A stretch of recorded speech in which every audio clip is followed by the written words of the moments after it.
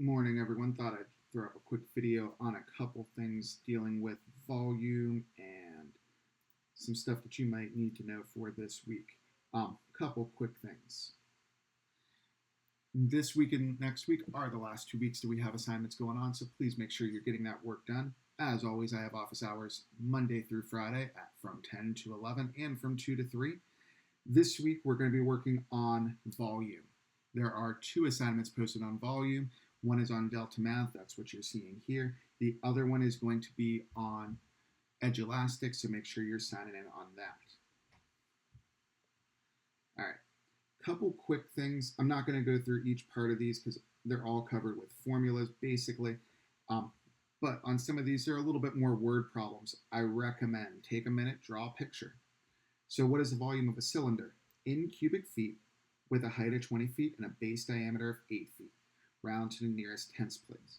So the thing we need to know is our volume formula for a cylinder is just pi r squared h, where of course r is the radius and h is the height. So a quick sketch should give you a cylinder, help out a little bit. Based on this problem, I've got a height of 20 feet and a base diameter. Now, diameter, remember, is going across all the way, of 8.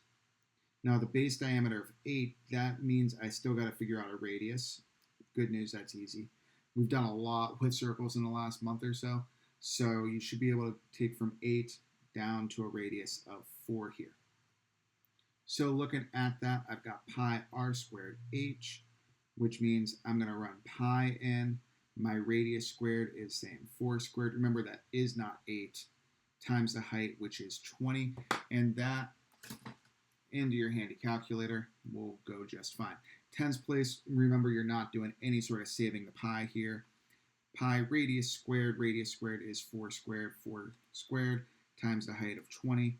And that should give us 1005.3. It wants to the tens place, so all we do is take it out one decimal place, click that in here, 1005.3,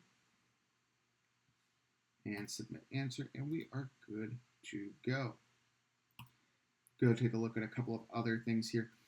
Volume of a sphere. Now, in volume of a sphere, we are asked to look at a hemisphere. Now, you guys should know this from geography, but this is half.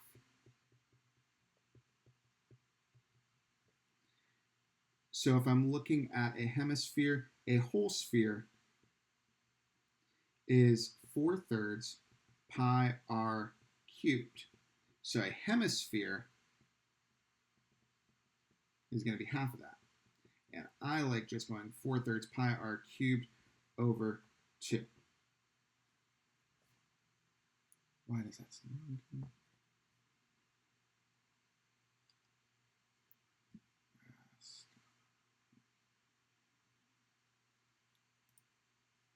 Sorry, I've been thinking about too many things today. My brain is saying that should be squared. But I'm mostly sure that that's because I'm shooting a live video right now instead of just talking.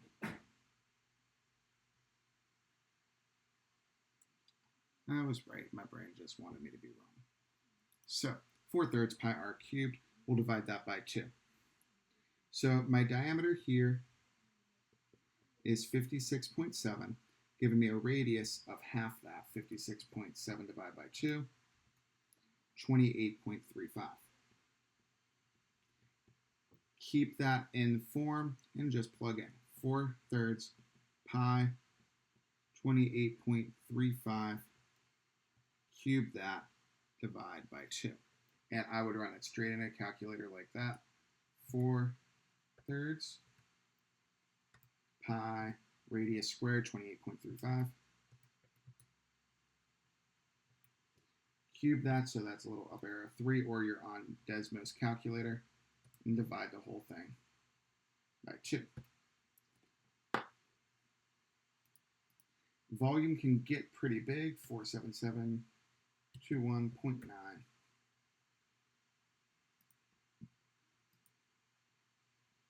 And we're good. Plug it in, half that for your hemisphere, and you're good to go. So a couple of quick walkthroughs I want to take a look at for you guys down here with the water tanks and the density. Water tanks up first. So I'm looking at 2 containers. You guys can read, but here's the whole idea. How much water is left over if I pump all the water out of this tank into this one? Either how much will be left over here, or these problems will also ask how much is there space up here, just depending on how big they are. Okay? So what we want to do for all problem types here is we want to compare containers A and B. Okay. Container A has a diameter of 12, which means, of course, it has a radius then of 6 and a height of 10 feet. Container B has a diameter of 8, which means we're going to shrink that down to a radius of 4 and a height of 17 feet. We're being asked how much water is going to be left. What's the volume of the empty space inside container A? So all that's going to mean is if I take the volume of container A minus the volume of container B, that's going to give me the empty space. That's going to give me the empty space in A. If it was asking in a later problem for empty space in B, you just flip around A and B. I actually think you guys can handle that from there, so I'm not going to go ahead and we'll finish it out. Volume of A, pi times radius squared, so pi times 6 squared times 10. We'll bracket that, minus our volume of B, which is going to be pi times 4 squared times 17. Run both of those just through a calculator. So pi times radius squared is 36, is 6 squared times 10. That gives me 1130.97. We'll take it out 2 decimal places for right now, and then we can round in the last step. On the other one, I've got pi times 4 squared, which is 16, times 17, which should give me 854.51. So we'll go with 1130.97 minus 854.51. Should give me a leftover space of 267.47. Now that, in this particular problem, is this little bit that's left over here. One last thing we're going to have to do is I want this empty space here. So I'm looking at 1130.97. That's my empty space in, or that's my total space in container A, minus the leftover water. That's 276.47. These will cancel out, just subtracting straight down. 1130.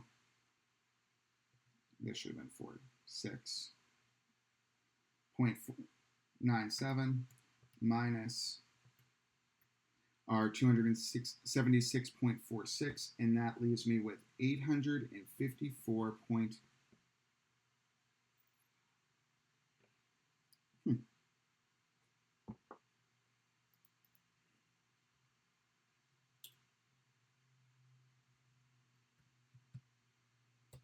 No, that's right. 854.5. And we're good. Last thing, density. If a hemispherical tank is filled with water and has a diameter of 11 feet, if water weighs 62.4 pounds per cubic foot, what's the total weight of the water in a full tank to the nearest pound? So, I've got a hemispherical tank. That is half of a circle. So it looks something like this. I've got 11 feet here, which of course then means I've got a radius, that's a badly drawn radius, but a radius of half of 11, which is 5.5 feet.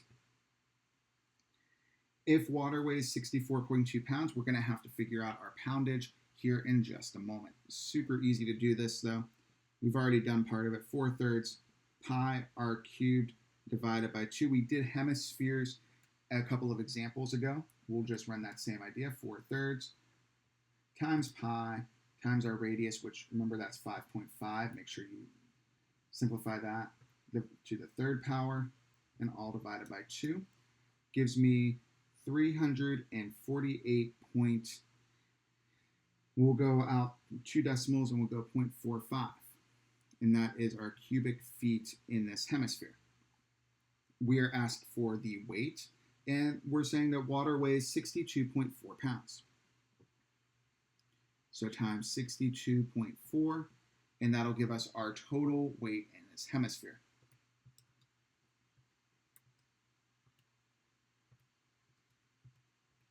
Which comes out to be 21,743.28.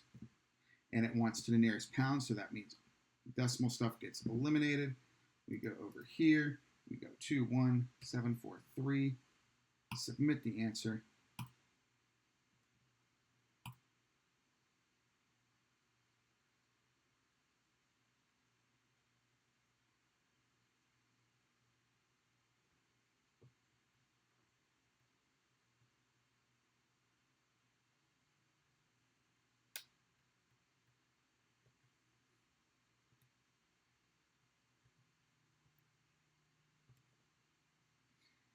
This is going to come out to be 62.5 or 62.4.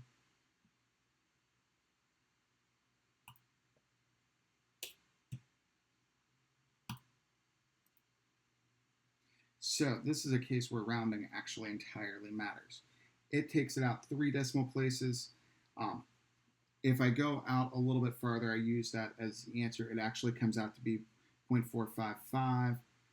You'll see that when I multiply it by 62, it actually would come out to be, in my calculator, 21,743.59, as compared to taking the approximation here.